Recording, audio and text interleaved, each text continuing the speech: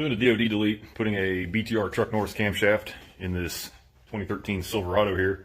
I think the owner kind of wanted to do it anyway. We're also doing a Circle D torque converter, but he'd had a little complaint about the thing not quite running right. Didn't feel like it had all the power there. It was making some funny noises. Thought it was a lifter ticking, you know, the normal thing. And he's from out of town, so I couldn't inspect the truck. So we went ahead and bought some parts, scheduled the job. I've got the engine out, and I just started tearing it apart, and I found something kind of interesting I want to show you guys.